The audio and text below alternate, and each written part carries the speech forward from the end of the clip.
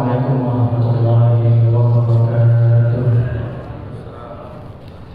Alhamdulillah, bersyukur kepada Allah Subhanahu wa taala yang Maha terus melimpahkan amanah kepada kita agar kita berkumpul di rumah Allah ini dalam rangka melaksanakan tadi pada salat maghrib dan dilaksanakan dengan tausiah. Selanjutnya salawat dan salam kepada Junjungan kita Nabi Muhammad sallallahu alaihi wasallam. Allahumma shalli ala Muhammad wa ala ali sayyidina Muhammad yang insyaallah telah kita akan masyaallah. Baik, Bapak Ibu yang Allah Subhanahu wa taala, kita buka pengajian kita dengan bacaan basmalah. Bismillahirrahmanirrahim. Kepada Ustaz kami persilakan.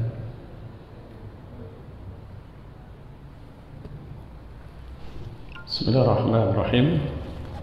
Assalamualaikum warahmatullahi wabarakatuh. Alhamdulillahirabbil alamin wassalatu wassalamu ala asyrafil anbiya'i wal mursalin wa ala alihi wa sahbihi ajma'in. Qala Allah fil Qur'an, a'udzu billahi minasy syaithanir rajim. Bismillahirrahmanirrahim. Hal yanzuruna illa ta'wilah yauma ya'ti ta'wiluh. Sadaqallah wa sadaqa rasuluh wa ba'du. Ayuhal jamaah, alhamdulillah kita bertemu kembali pada kajian bersama saya, dan saya mohon izin malam ini, dan mungkin insyaallah ini tadi agak sedikit lambat, saya menunggu tripodnya lagi dibeli tadi. Jadi saya akan mensiarkan ini live, boleh dicek juga nanti kualitas suara, nanti bisa diberikan masukan ke saya. Dan karena ini kajian kita malam ini dari Masjid Al-Muslimin JCT ya. Masjid Muslimin JCT ya. Ini juga disiarkan langsung melalui fanpage saya Abdul Latif Khan, fanpage Islam Insight, fanpage Rumah Dakwah Sakinah, dan dua akun Facebook saya yaitu Abdul Latif Khan 1 dan 2. Nah, khusus penanya yang mungkin akan bertanya, yang melihat melalui siaran langsung di Facebook, itu boleh bertanya nanti melalui kolom komentar. Topik kajian kita pada malam ini yaitu sumber-sumber akidah Islam, dan nanti kalau bisa lanjut kepada spesifikasi akidah Islam. Yang harus kita perhatikan pertama bahwa ketika kita bicara akidah, saya seringkali mengatakan terjadi kesalahpahaman di masyarakat ketika mengira akidah adalah Islam. Ya, kalau tanya masyarakat itu apa akidah kita, maka mereka menjawab Islam. Islam itu agama, bukan akidah. Tapi bisa menjadi akidah dalam makna yang umum ya. Saya tidak sedang mengajari kita untuk kajian yang rinci atau spesifik, tapi tentu saja tidak kehilangan nilai-nilai ilmiah dari kajian kita. Di pelajaran pertama saya sudah menjelaskan bahwa kata akidah ini bisa bermakna niat. Jadi akidah kita, kalau ditanya akidah kita siapa? Orang Islam. Yang menjadi akidah dalam urusan apa? Dalam urusan menjadi muslim. Kalau kita menjadi muslim pas ngapain? Pas diam, pas bicara, pas sendiri, pas berdua, pas di tengah orang ramai, ya, pas buka baju, pas pakai baju. Jadi menjadi muslim di semua urusan. Itu yang harus kita pahamin itu. Kita menjadi muslim di semua urusan kita. Pokoknya sendiri, berdua, bangun tidur sampai tidur lagi, makan sampai buang air sampai makan lagi, sendiri sampai punya anak dan sebagainya, itu urusan Islam. Nah, pertanyaannya, apa yang menjadi akidah di semua urusan berislam kita? Nah, ini makanya nanti tadi saya sudah menerjemahkan akidah adalah niat. Kalau mau diterjemahkan bebas lagi, apa yang menjadi niat kita? Kan kalau bisa ditanya, niat kita adalah sholat. Buat niat kita kemari sholat, ngapain? Nanti pertanyaan itu, kenapa kau sholat? Ini akan ada sekian jawaban. Kenapa? Karena akidahku mengharuskan aku, setelah aku menjadi muslim, maka akidahku ini mengharuskan aku untuk melakukan kegiatan ini. Salat, puasa, mengaji, zikir dan sebagainya itu menjadi keharusan.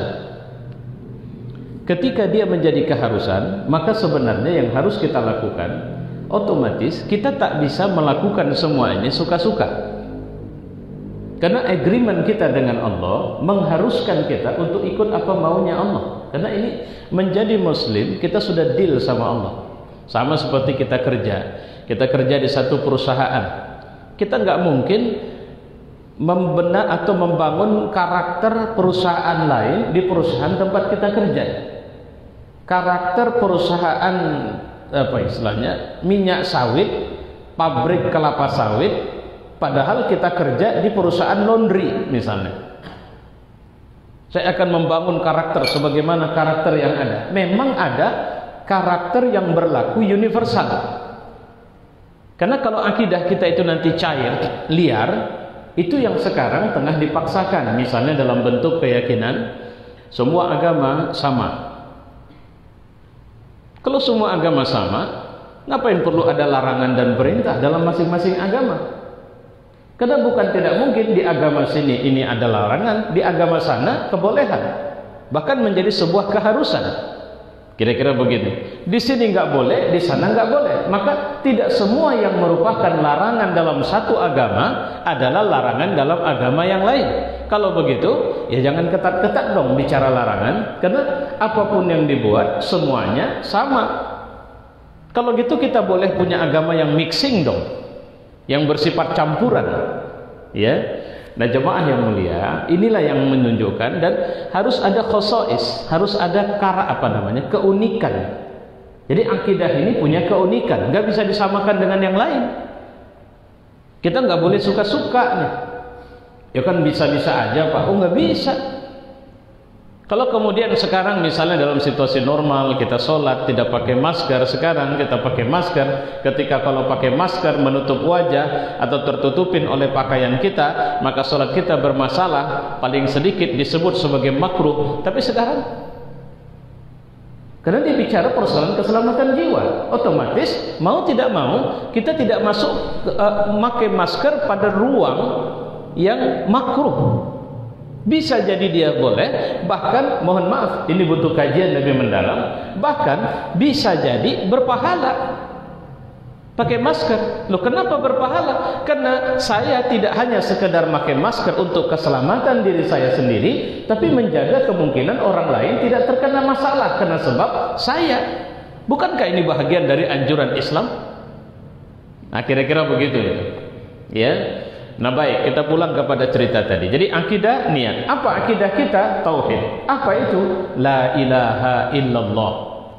Bahwa di semua urusan kita, di semua kehidupan kita, di semua aktivitas diri kita, kita cuma menuhankan Allah. Karena Tuhan dan karena aku menuhankan Allah lah, maka ini kulakukan.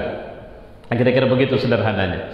Kenapa Bapak salat ke masjid? Karena Tuhan dan aku menuhankan Allah. Loh, apa hubungannya dengan salat ke masjid? Tuhanku itu suruh aku salat. Kan bisa di rumah. Iya, cuma dia lebih suka kalau aku di masjid. Dan dia lebih suka aku di masjid dalam jamaah. Dan dia lebih suka jamaah itu di awal waktu. Otomatis aku ingin mencari apa yang paling disukai Tuhanku. Apa untungnya rupanya kalau kau melakukan segala sesuatu mengikut apa kata Tuhanmu itu? Loh, untungnya dia akan kasih aku bahagia. Kemarin ketika saya melihat satu video salah seorang pasien COVID yang akhirnya sudah meninggal dunia, itu diberikan dokter masuk juga dengan pakaian APD yang lengkap. Dan kemudian menghidupkan satu lagu gitu dan mengajak si pasien ini untuk berbahagia. Saya mau bilang sama Bapak Ibu sekalian, bahagia itu bisa dapat dari mana? Kalau bahasa Quran, ala bizikrillahi tatmainnul qulub, ketahuilah dengan ingat sama Allah, dengan zikir kepada Allah, maka hati itu akan tenang. Hati itu nyaman. Gak dibicarakan nih, ini hati orang sedang punya masalah atau tidak punya masalah, tapi zikrillah, dia zikir sama Allah, dia ingat sama Allah. Bizikrillah, otomatis ketika bahasanya bizikrillah, apa saja segala sesuatu yang membuat kita ingat sama Allah, itu bisa buat kita happy. Happy yang sesungguhnya. Apakah orang sakit? Nah, sering saya mengatakan, kalau orang sekarang kena COVID, sekarang perdebatan macam-macam ini sedang viral. Tadi saya jalan kemari, di salah satu televisi sedang membahas tentang Pak Hadi Purnomo, siapa itu yang sibuk bilang sudah ada antibodi. Sudah, baiklah, kita sepakat sajalah, nggak ada obat, belum ada vaksin. Terus apa yang kita butuhkan? Kalau kita sakit, sembuh. Terus yang kasih sembuh siapa? Akidah kita mengajarkan yang kasih sembuh Allah. Allah ada nggak sekarang? Ada. Kenapa tidak deketin Allah? Kenapa tidak ingat Allah? Ustaz, saya nggak ngerti caranya. Loh, caranya itulah. Nah, ini yang kita mau diskusikan. Karena kalau bicara cara, kita harus cari sumber dulu. Sumbernya apa? Yang menjadi dasar pijakan kita dalam berakidah, ini apa? Tauhid kita ini kemana arahnya? Saya mohon maaf, belakangan ini di YouTube ramai sekali mendiskusikan tentang summastawa 'alal 'arsy. Kemudian Allah istiwa di atas arsy. Diterjemahkanlah makna istiwa dengan ada yang menerjemahkan dengan istaula dan macam-macam. Saya jujur, saya ikutin tuh. Saya saya beberapa pandangan yang menurut saya perlu saya dengarkan secara serius, itu saya download, saya simpan, nanti waktu saya pas itu saya dengar ulang. Tapi saya sudah punya kesimpulan, untuk apa sih ribut-ribut masalah itu? Ini masalah ratusan tahun yang lalu pun nggak tuntas menyelesaikannya, kira-kira begitu.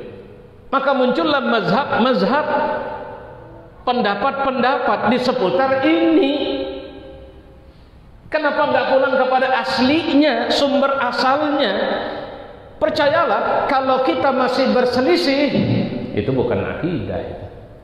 Serius, saya mohon maaf, walaupun nanti makanya ketika bicara dengan pendekatan akidah masih terjadi perselisihan, maka akidah ini harus masuk dalam ruang yang disebut mazhab. Bisa paham? Sama kayak fikih. Ada nggak yang tuntas untuk bisa menjelaskan? Yang pasti semua orang akan sepakat bahwa sholat baca Fatihah harus sir atau jahar. Yang mana yang tuntas? Yang mana yang bisa keterima semua orang? Gak ada. Yang satu bilang dalilnya ini, sejelas-jelas dalil dengan semua pengetahuan sudah disampaikannya, harus pakai bismillah secara jahar. Yang bilang bismillahnya sir juga punya dalil yang cukup kuat. Karena perselisihannya nggak tuntas, itu yang ini mohon maaf, saya jelaskannya dengan pendekatan awam. Maka dimasukkanlah itu dalam ruang mazhab yang kita kemas dengan bahasa ini masalah khilafiyah. Kalau khilafiyah, la ba'sa, nggak apa-apa. Nggak bisa saling mengkafirkan cuma karena masalah itu. Walaupun dari kelompok khilaf mengatakan siapa yang tidak berkeyakinan seperti ini, kafirlah dia. Siapa yang tidak berkeyakinan atau memiliki pendapat seperti yang kami yakini, maka dia adalah orang tersesat, ahlu fasik. Kecuali memang orang fasik, karena definisi fasik tidak mungkin dikasih Allah dengan pendekatan khilaf. Nabi tak mungkin menjelaskan kata kafir, kata fasik. Saya maksud definisi umumnya secara khilaf, sehingga akhirnya kita bisa beda pendapat dengan Nabi dalam memaknakan siapa yang sebenarnya sudah pasti kafir. Kira-kira begitu. Ketika kelompok Musailamah Al-Kazzab itu menyatakan dirinya Nabi, apakah Musailamah menyatakan dirinya Nabi bisa dihukumkan sebagai Muslim? Gak bisa. Kenapa? Prinsipnya. Prinsip apa? Tidak ada Nabi setelah Nabi Muhammad. Dan tidak ada satupun Nabi yang bersekutu sezaman, bahu-membahu mendakwahkan Islam sezaman dengan Nabi Muhammad. Kalau begitu, yang mengikut kepada Musailamah kafir. Memerangi mereka itu sama dengan memerangi orang kafir. Kalau orang kafirnya cuma sibuk dengan dirinya sendiri, tidak masalah. Tapi kalau dia mencoba memberi pengaruh, mengganggu Muslim, maka kita wajib menjaga Islam dan Muslim.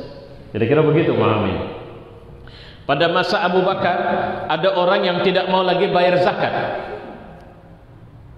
Ini bukan tidak bisa bayar zakat loh. Bisa bayar zakat, tidak mau. Kenapa tidak mau? Karena kami bayar zakat untuk Muhammad. Muhammad sudah meninggal. Kalau dia sudah meninggal, kami tidak punya kewajiban lagi untuk bayar zakat. Padahal bayar zakat adalah kewajiban seorang muslim. Yang dipahami Abu Bakar, kafirlah orang yang tidak mau bayar zakat, karena sebenarnya dia bukan sekedar enggan bayar zakat, tapi dia melakukan pembangkangan terhadap Islam. Kenapa? Di mana pembangkangannya? Karena dia bilang, kami bayar zakat kan karena ada Muhammad. Muhammad sudah nggak ada. Nah lantas kalau sudah Muhammad nggak ada, ngapain kami bayar zakat lagi? Padahal Islam mengatakan rukun Islam 5. Tidak boleh ada orang secara sadar dan sengaja menolak ini. Itu yang sampai-sampai Umar bin Khattab mengatakan atau meyakini bahwa pendapat Abu Bakar adalah pendapat yang melapangkan dada, dan kemudian semua para sahabat sepakat mendukung kebijakan Abu Bakar untuk memerangi kelompok yang tidak mau lagi bayar zakat, yang disebut dengan ahlur riddah. Mereka sudah murtad dari Islam. Kok murtad, Ustaz? Mereka percaya Allah, mereka percaya Rasulullah. Ya mereka udah nggak percaya lagi. Tapi mereka percaya, cuma karena Rasulullah sudah mati sajalah, sudah meninggal sajalah, maka mereka tidak mau bayar zakat. Nah itu menunjukkan mereka tidak percaya Rasul. Karena menurut mereka perintah Rasul hanya wajib dipatuhi sewaktu Nabi hidup. Kalau sudah meninggal, ya udah selesai. Sholat pun nanti mungkin akan ada orang mengatakan nggak perlu lagi kita sholat karena Muhammad kan sudah meninggal. Coba bahaya. Baik, kita balik kemarin. Ini sudah ada komentar. Bagi saudara-saudara, siapapun Anda yang mendengarkan melalui live streaming, Anda boleh bertanya melalui kolom komentar. Kita lanjut nih. Jadi akidah tadi apa? Niat. Ngapain kita makan? Ngapain kita sholat? Ngapain kita puasa? Ngapain kita bercanda? Semuanya harus karena Allah. Kalau bahasanya lillah. Kalau makan lillah itu kayak mana? Yang dimakan harus yang Allah suruh. Kalau Allah tidak suka, saya nggak mau makan. Kalau Allah larang, saya tidak mau makan. Caranya yang dimakan, kenapa harus makan? Itu semuanya pokoknya mengikut kepada petunjuk sesuai dengan ketentuan syariat. Apa Islam melarang kita untuk jadi pemimpin? Wajib. Kalau kita pelajari nanti Ihya Ulumuddin-nya Imam Al-Ghazali, kita ketemu nanti berapa banyak ilmu-ilmu yang harus dipelajari, pekerjaan-pekerjaan yang harus ditekuni, yang kalau tidak diambil oleh umat Islam maka berdosa umat Islam.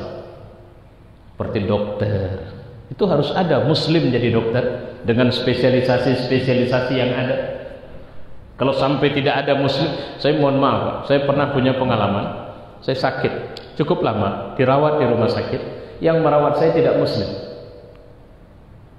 Oleh seorang dokter, saya dibisikin, Ustadz mohon maaf, ini dokter muslim bisikin saya, kalau bisa dokter yang yang bukan muslim itu ganti Ustadz.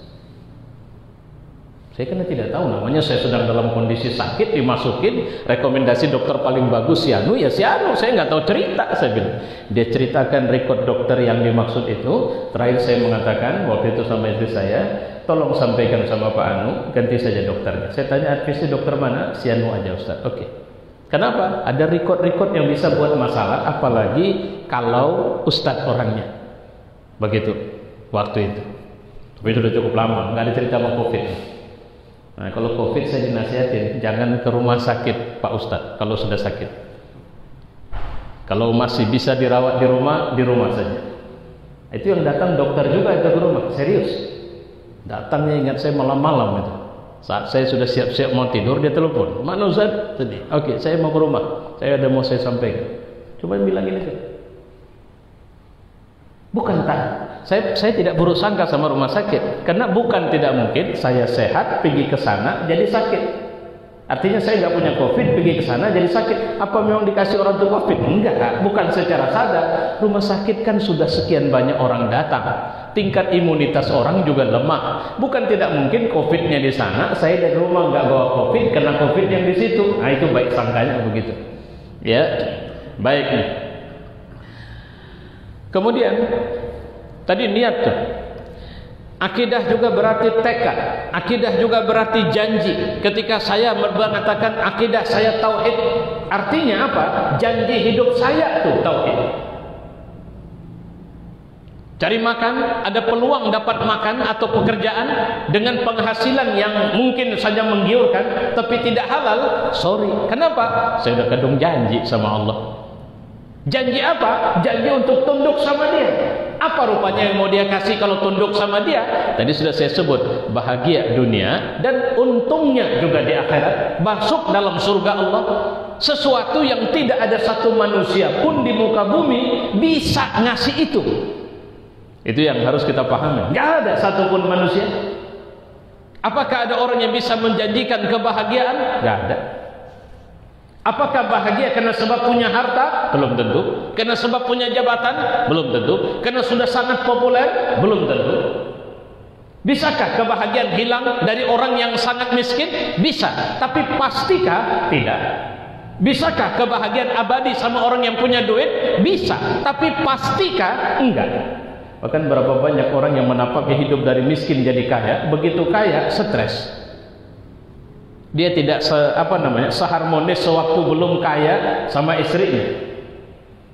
Tidak seakrab dan sedekat waktu belum kaya dengan anak-anaknya. Kemarin waktu belum kaya, mereka sering duduk bersama, makan bersama, canda bersama. Sekarang anaknya di sana, dia di sini, istrinya di situ.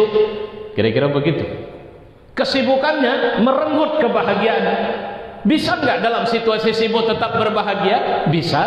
Caranya itu tadi, akidah ini. Saya sudah kadung janji sama Allah.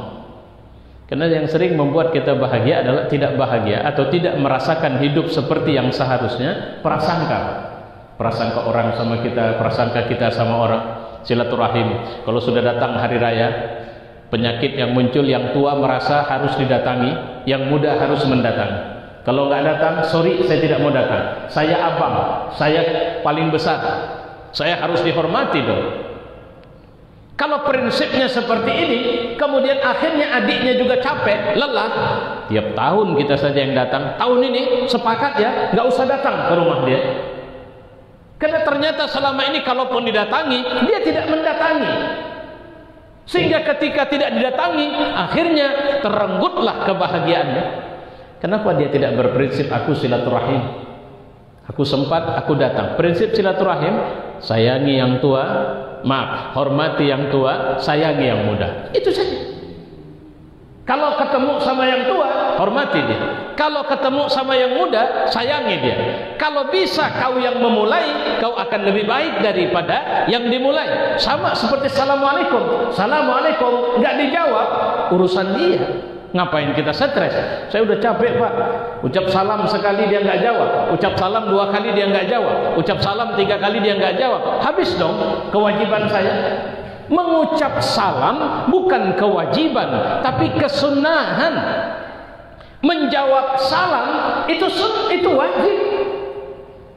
Ketika saya mengucap salam dijawab waalaikumsalam, alhamdulillah. Enggak dijawab, saya sudah dapat pahala mengucap salam. Maka Nabi menyuruh kita untuk afsus salam, tebarkan salam. Artinya apa? Mulailah. Karena orang Islam ini setelah dia sadar kebajikan, dia ini orang yang tidak menunggu tapi berbuat. Dia ditunggu. Kita enggak minta tapi ngasih. Semangat kita itu bayar zakat bukan terima zakat. Ucap salam bukan jawab salam. Ustaz kalau gitu nggak perlu jawab salam. Bukan. Kalau ada orang mengucap salam dan kemudian kita tidak mau menjawabnya, itu sombong kita itu. Kecuali nanti dalam beberapa wilayah tertentu di mana dia mengucap salam secara umum, kemudian yang jawab 1 orang, maka sudah cukup. Kalau ustaz-ustaz ceramah kan sering Assalamualaikum warahmatullahi wabarakatuh, dijawab sedikit kali. Alah, ulangi lagi. Sebenarnya enggak ada masalah, sudah selesai. Bapak kalau memperhatikan saya ceramah dimanapun, dalam tablik akbar yang manapun, sangat jarang saya mengulang ucap salam. Assalamualaikum warahmatullahi wabarakatuh. Yang jawab cuma 5 orang dari 5.000 orang. Ya udah, tidak masalah, yang penting nggak dijawab. Saya tidak maksa, kenapa tidak ada suaranya? Itu mungkin teknik untuk bisa menyatukan hati di awal. Oke, baik. Sampai di sini ada pertanyaan? Tidak ada ya? Kita lanjut. Kalau begitu, tadi saya sudah mengatakan akidah itu pasti kalau masih diperselisihkan itu bukan akidah prinsip. Itu boleh dibilang ada yang sifatnya azimah, ada sifatnya furu'iyah, ada sifatnya umum, ada sifatnya khusus. Nanti melihat kategori-kategorinya. Ada yang masuk ke wilayah khilaf, seperti contoh, apakah Imam Mahdi merupakan bahagian meyakini kedatangan atau tidak meyakini kedatangan Imam Mahdi adalah merupakan persoalan akidah? Ya. Apakah itu akidah yang prinsip? Jawabannya tidak. Sehingga berdosakah, murtadkah seseorang jika dia tidak meyakini datangnya atau hadirnya Imam Mahdi? Nah, disebutkan bahwa ini masalah khilaf. Walaupun saya orang yang meyakini kedatangan Imam Mahdi, tapi saya nggak bisa mastiin. Kemarin sempat ada yang mastiin tuh. Bulan haji hari ini, tahun ini seharusnya Imam Mahdi sudah dibaiat. Karena begitu apa mereka? Prediksi mereka sudah sampai pada prediksi hari per hari mereka. Akidah nggak begitu, Mas. Kalau ada orang yang bisa memprediksi kisarannya saja pun itu sudah masalah tuh. Kapan kiamat? Kalau saya membayangin sekitar 50 tahun lagi ini paling lama. Kira-kira begitu. Maka batinlah penjelasan dia. Karena wilayah akidah tidak masuk ke situ. Kecuali seperti apa surga, cari tahu di Quran. Quran sudah menjelaskan. Cari tahu di hadis. Hadis sudah menjelaskan. Tapi jangan berkhayal. Surga itu begini loh. Bisa nggak menjadikan dalil surga tidak surga dengan menggunakan mimpi? Saya punya buku yang ditulis oleh Ibnu Rajab berbicara tentang, bahkan kemarin sempat viral ada satu video ceramah seorang ustadz tapi bukan Indonesia yang menceritakan bagaimana seorang penggali kubur bisa melihat kubur seseorang yang mau dikuburkan itu meluas dan begitu indahnya, padahal ini orang belum dikubur. Jadi penggali kubur di bawah, kemudian jenazah mau dimasukkan ke dalam, dia melihat suasana di dalam. Bisa nggak ini dijadikan dalil? Dalil pendukung boleh, memastikan nggak bisa. Karena kalau dalil yang akidah itu dalilnya apa? Yang sedang mau kita diskusikan, dalil yang pasti-pasti. Kalau dia masuk berbeda, itu yang saya bilang tadi, kita masukkan dia ke ruang mazhab, perbedaan pendapat di seputar masalah akidah. Baik, ini ada pertanyaan nih sebentar. Bismillahirrahmanirrahim. Oh, ini yang bertanya Kaisar ya, marganya Rambi. Ustaz, saya mau tanya, hukumnya seorang ustaz menyampaikan acara keagamaan tapi tanpa ada dalilnya? Ya agama pakai dalil lah, masa nggak pakai dalil kan? Mungkin yang dimaksud beliau dalam memberikan penjelasan mungkin dalilnya dalil akal, bukan dalil nakal. Nakal itu kan wahyu. Ya, baik, kita lanjutkan. Saya pernah menonton di TV swasta pada Ramadan yang lalu, acaranya sehabis film Umar bin Khattab. Saya tak tahu film Umar ini di TV mana pun saya tak tahu. Ya, seorang ustadz mengatakan asam lambung ada kaitannya dengan masalah keluarga tanpa ada dalilnya. Ya, saya langsung ganti ke channel lain. Pantaskah beliau tidak disebut ustadz yang sedang berdakwah? Asam lambung itu ada kaitannya dengan masalah keluarga. Apa lantas kemudian ini kalau ditengok ustadznya, nggak urusan ustadznya. Ini bisa urusan pertama dokter, kedua psikiater, kan bisa begitu. Kenapa saya mengalami ini terus? Dia cek rupanya ada persoalan ini. Karena asam lambung, potensi asam bisa muncul karena sebab adalah masalah pikiran salah satunya. Ketika pikirannya kalut maka dia akan, makanya asam lambung itu bisa dibunuh atau tidak. Saya kalau ngomong apapun tentang asam lambung, saya harus bilang saya bukan ahlinya. Maka ada orang tanya sama saya, serius nih, saya pernah ditanya oleh seorang ibu yang suaminya lagi khitanan mas, ikut khitanan massal. Saya hadir di acara khitanan massal, saya sebagai ustadz pemberi ceramah, ikut nginap di situ di Tanah Karo. Pagi hari selepas subuh kami duduk, saya duduk, ini dokter di samping saya. Ada sebagian para mahasiswa. ya kedokteran. Lantas masuklah ibu ini tergopoh-gopoh ke dalam masjid dan langsung menjumpai saya. Ustadz, suami saya berdarah. Maksudnya setelah dikhitan berdarah lagi. Saya bilang, ibu kalau berdarah jangan saya yang ditanya, nih dokter nih yang ngurusin. Kalau saya mana tahu cerita. Nah, kira-kira begitu. Nah, jadi artinya apa? Saya bukan kapasitas saya untuk menjelaskan ilmu yang bukan ilmu saya. Saya serius misalnya kalau ceramah, saya bilang saya bukan ahli fikih. Kalau saya bilang saya bukan ahli fikih, saya bukan tidak mengerti fikih. Tapi saya orang yang spesialisasi pelajaran agama yang saya tekunin bukan kaji fikih. Sehingga kalau saya ditanya, saya menjawab sesuai dengan pengetahuan saya, tapi saya tidak mengatakan saya bodoh tentang fikih, tapi saya bukan ahlinya, itu saja. Kira-kira begitu, ya. Apakah layak ini orang tetap dipanggil ustadz? Ya, sekarang begini, kadang-kadang kita merespon sesuatu emosional. Padahal kita tidak utuh. Ini contohnya. Saya kemarin dapat video presiden sedang ngomong di satu acara mana, tapi kemudian digabungkan dengan orang semacam parodi atau apalah gitu. Saya bilang, ini mohon maaf nih, tidak persis sama. Ngapain laporan bertumpuk-tumpuk? Ada bapak dengar? Sehingga tumpukan laporan dia buang. Laporan itu nggak perlu, sampai laptop dia tutup. Sampai di situ kesannya memang bego betul nih presiden nih. Tapi sebenarnya saya curiga ini ada yang dipotong.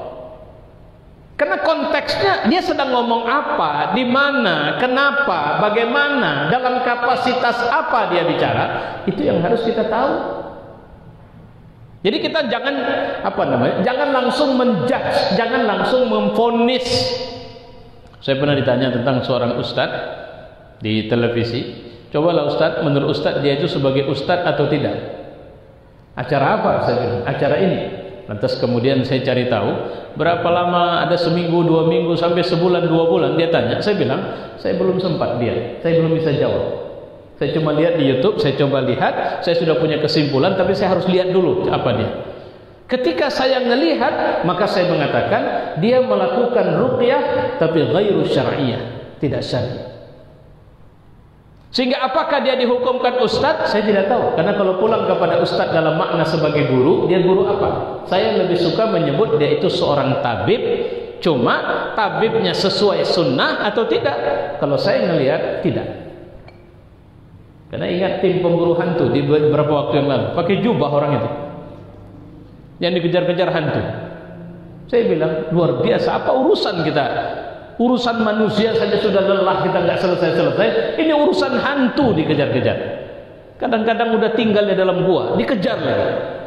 Sampai tak tenang, nggak tahu lagi hantu itu mau tinggal di mana sekarang. Nah, kira-kira begitu. Ya, baik.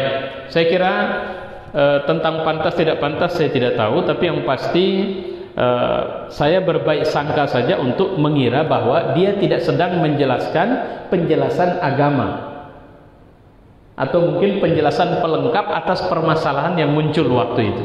Tapi kalau dia mengklaim bahwa misalnya ada kaitannya dengan masalah keluarga, jika pasti boleh. Tapi jika duga-dugaan, seharusnya mungkin lebih umum jika dia mengatakan ini persoalan pemikiran, karena asam lambung, karena sebab pola makan dan juga pola berpikir. Kira-kira begitu. Mohon maaf ya Pak, ini saya jawab aja ya, karena ada pertanyaan ini. Ya. Ini dari Akbar Maulana. Assalamualaikum Ustaz. Waalaikumsalam warahmatullahi. Bagaimana yang harus saya lakukan ketika sahabat saya muslim, dia ingin menikah dengan non muslim, dan dia mengatakan ingin hidup bersamanya dan jalan hidup dia, serta dia pernah mengatakan pindah agama Ustaz. Orang tuanya pun merestui. Jadi pertanyaan saya, apa yang harus saya lakukan sebagai sahabat dia Ustaz? Jazakallah. Seorang yang meniatkan pindah agama, niatnya saja dia sudah berdosa. Itu dosa itu. Tapi dosa pula sama kita kalau kita tidak memberikan penjelasan kepadanya tentang kemuliaan agama kita. Dan banyak sekali cerita pindah agama, ini kalau di kalangan milenial, ini persoalan ini. Terlalu liar dan bebasnya pergaulan sehingga terjadi pergaulan lintas agama. sampai memunculkan benih suka. Saya tak bisa bilang cinta, karena kalau cinta, hakikat cinta itu bersih. Cinta itu tidak merusak. Nah, kemudian dia menyatakan ingin pindah agama kekasihnya, dan direstui oleh ibu orang atau orang tuanya, berdosalah orang tuanya. Apa hukum sama dia jika dia pindah agama? Murtad dari Islam. Itu kalau dia sampai pindah agama. Sekarang dia ambil solusi, dia menikah sipil bahasanya. Dia Islam, istrinya atau suaminya tetap di agamanya. Pertanyaannya, bolehkah ini? Satu, jika dia muslim. Ini masalah khilafiyah, walaupun dalil ayatnya ada. Ya, jika dia muslim dan menikahi wanita kitabi. Wanita kitabi itu dua, Yahudi, Kristen. Dan menikahnya dengan cara Islam. Sudah, dia menikah dengan cara Islam, maka sebahagian ulama menyatakan tidak boleh. Di antara sahabat yang sebagian ulama menyatakan boleh, nikahnya sah. Di antara sahabat yang mutlak mengatakan tidak bisa. Karena menurutku tidak ada kemusyrikan yang jauh lebih keji dari mengatakan Tuhan punya anak. Jadi artinya sahabat yang bernama Ibnu Umar menolak ini dengan mengatakan mereka adalah musyrik, tidak bisa dihukumkan sebagai kitabi. Kitabi istilahnya ahlu kitab.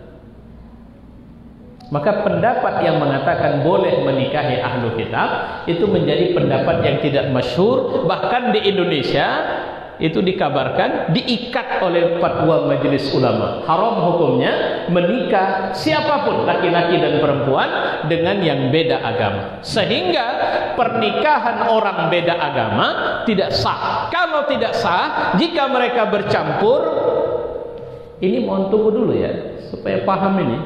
Karena yang dimaksud pernikahan ngikut aturan Islam. Paham maksudnya ke situ kan? Jadi bukan menikah dia nikah catatan sipil. Kalau itu udah pasti tidak sah. Udah pasti tidak sah. Pertama syaratnya pernikahannya harus ikut Islam. Kedua, anak yang lahir semuanya wajib tidak boleh diganggu emaknya agamanya. Dia muslim anak-anak itu. Tidak boleh dipengaruhi. Ada yang kayak begitu? Ya enggak ada. Karena kesamaannya sama dengan mengatakan sama seperti menikah. Apa istilahnya? Menikah, ada istilah menikah siri. Saya kemarin tanya orang, ada dia mau cerita dia mau nikah siri. Saya bilang, apa yang ibu pahami dengan nikah siri? Dia, nikah siri tahu saya nikah yang tidak dicatatkan. Itu namanya nikah, kalau bahasa dulu bawah tangan. Nikah tak ada buku catatan sipil. Orang tua kita dulu juga begitu, nggak pakai buku-bukunya orang itu. Nikah orang itu ada saksi, ada wali, selesai. Walimah tidak wajib. Walimah pesta nikah kan bukan sebuah kewajiban, tapi memang dianjurkan dengan amar sangat untuk melakukan walimatul urus. Kalau tak ada, tak apa-apa. Tapi yang pasti biasanya kalau sudah nikah makannya itu, itu walimatul urusnya. Makannya sama-sama. Ya. Baik, saya kira itu jawaban yang bisa saya berikan. Jadi pernikahan beda agama kalau mengikut aturan hukum di negeri kita, mengikut majelis fatwa majelis ulama Indonesia, dia tidak sah. Walaupun ada sebahagian ulama yang mengatakan jika laki-lakinya muslim tak ada masalah. Tapi yang tak ada masalah dengan minimal dua catatan. Pernikahannya dibuat dengan cara Islam. Titik. Tidak boleh ada di samping itu dibuat juga dengan cara agama istrinya. Tak ada, tak bisa. Tapi kalau perempuan menikah dengan laki-laki yang bukan muslim, tidak ada khilaf. Berdosa, haram, tidak sah pernikahan. Ini Ustaz? Iya, silakan Pak. Kalau misalnya dia udah pasrah, perempuannya masuk ke Islam, kan bisa gitu. Boleh, kalau itu nggak ada masalah. Tidak boleh diganggu istrinya atau bapaknya. Iya, jika dia sudah menikah, misalnya begini, hari ini dia masuk Islam, habis masuk Islam langsung akad nikah, udah boleh. Tidak ada masalah karena dia sudah muslim. Tapi sekarang Ustaz, 2 tahun yang lalu sudah ada diberitakan juga, saya pernah dengar di radio bahwasanya katedral sudah keuskupan itu sudah menyatakan apabila kita kawin dengan orang Islam sampai kapanpun Kristen jangan dilakukan kita. Ya. Ini harus kita udah kita bilang jadi kita. Baik. Baik, Pak. Kita tidak disuruh menjudge hatinya, itu nggak urusan kita. Dia ternyata munafik, nggak urusan kita. Dia ternyata fasik, nggak urusan kita. Dia kalau munafik, dia tetap menyimpan iman Kristen tadi di hatinya, walaupun secara zahir dia menyatakan Muslim, itu urusan dia. Tapi secara zahir dia menyatakan Islam, disaksikan banyak orang. Kalau sekarang istilahnya ada pernyataan tidak keberatan untuk menjadi Muslim.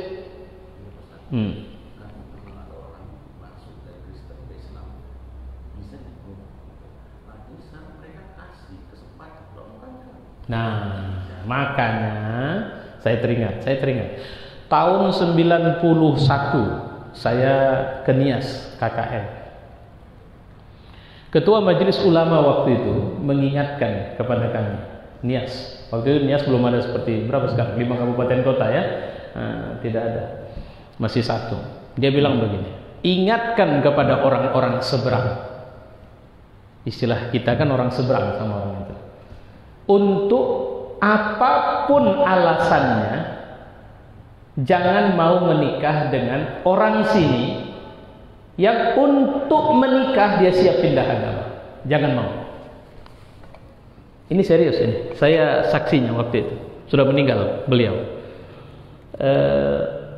Waktu itu saya ngelihat seorang ibu hamil 7 bulan di tempat saya KKN. Orang Jawa. Dia sering ke tempat kami, mes kami menginap dan menceritakan keluhan hatinya. Dia punya suami orang suku sana, dia menikah dengan cara Islam di kampungnya, dibawa ke sana, dia dipaksa untuk pindah agama, dia tidak mau, sehingga dia seperti orang stres, macam orang gila jadinya. Tapi hamilnya udah besar. Zaman itu saya masih nggak ngerti lah mau sampaikan ke apanya. Itu sudah hal yang biasa. Ketika kami sampaikan ke ketua majelis ulama, dia bilang itulah yang sering terjadi di sini. Dengan kondisi seperti yang Bapak bilang, maka menikah dengan kelompok dari suku tertentu yang kita tahu mereka punya misi khusus. Saya tidak menuduh suatu agama. Jika misi agamanya adalah memurtadkan Muslim dari Islam, maka itu juga tidak boleh. Nah, dalilnya kemana? Ini pulang kepada kondisi existing. Kalau bahasanya ambil fatwa jadinya. Haram hukumnya menikah kepada kelompok suku tertentu dari agama tertentu karena kelaziman selama ini mereka yang, kalau saya melihat sebenarnya nggak apa-apa dia masuk Islam, tapi kasih limit waktu misalnya 2-5 tahun dia belajar Islam, kelihatan dia memang betul-betul menjadi Muslim. Kalau sudah nampak steril, sudah ditasih oleh para ulama, baru nikahkan. Saya berapa kali mengislamkan orang di Medan begitu Pak. Asal saya tanya, kenapa masuk Islam? Diam. Saya mau tanya, ini karena mau nikah ya? Kalau mau nikah, jangan lama-lama kalian nikah. Nikahnya besok atau malam ini atau sekarang, mana calonnya? Kenapa? Sebenarnya saya bilang, saya serius, saya kurang suka sebenarnya untuk mengislamkan orang yang masuk Islam karena mau menikah. Tapi karena kita tak boleh pula dilarang atau melarang. Jangan dulu, tak bisa, karena dia mau masuk Islam, bukan mau nikah. Tapi saya tanya, niatmu apa? Saya ketemu seorang anak gadis yang masuk Islam, saya tanya, niatnya apa dia? Saya niat betul-betul mau masuk Islam, Pak. Saya nggak pernah jumpa setelah itu, tapi ternyata memang betul-betul dia masuk Islam. Padahal dia dulu artinya penyanyi di rumah ibadahnya. Apa istilahnya saya tidak tahu. Dia pernah jumpa seorang teman saya, seorang ustadz, apa dia bilang? Yang mengislamkan saya, Ustadz Latif. Nah itu, Masya Allah, itu bagus. Oke, silakan.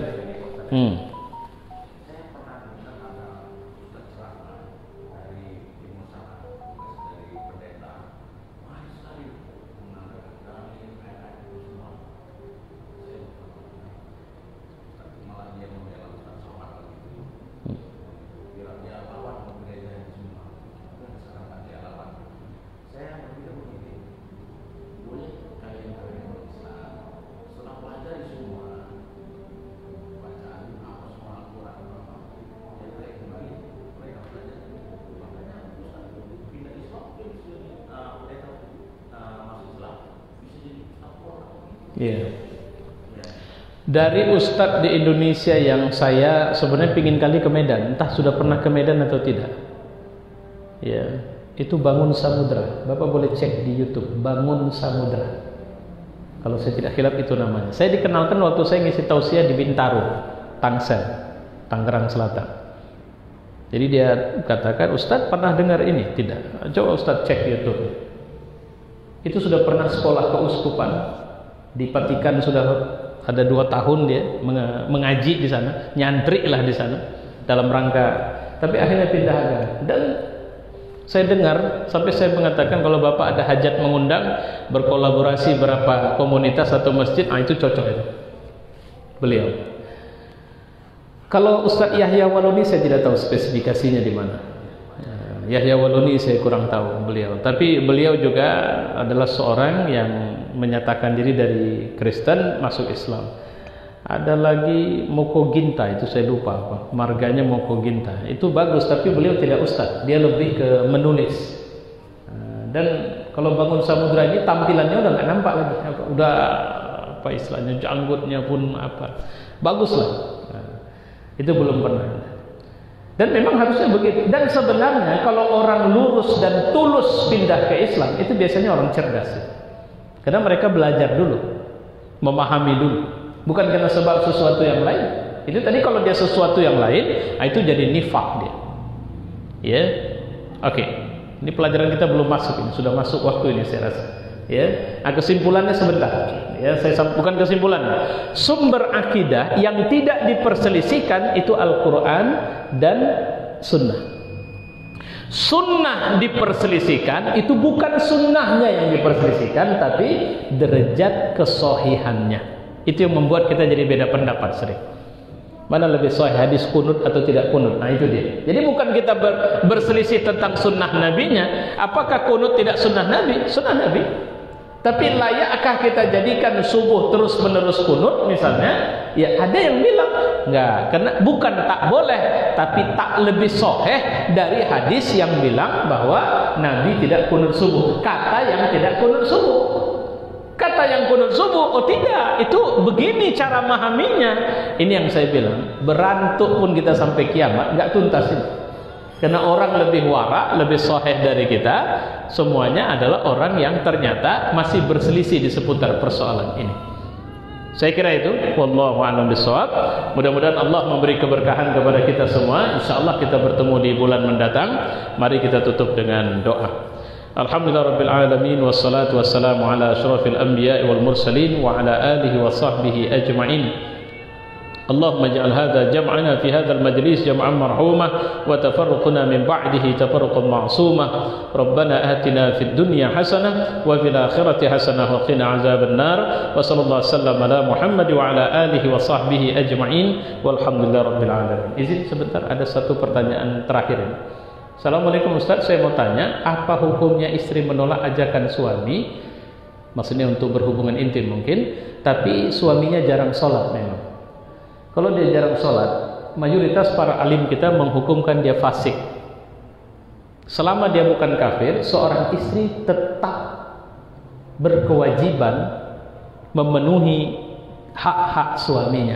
Itu saja kesimpulannya. Allah a'lam bishawab. Assalamualaikum warahmatullahi wabarakatuh. Terima kasih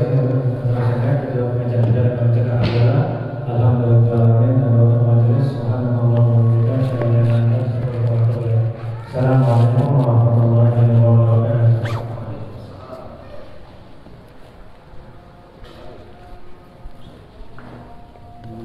Dibagi dulu ya, udah selesai Pak. Ini selesai.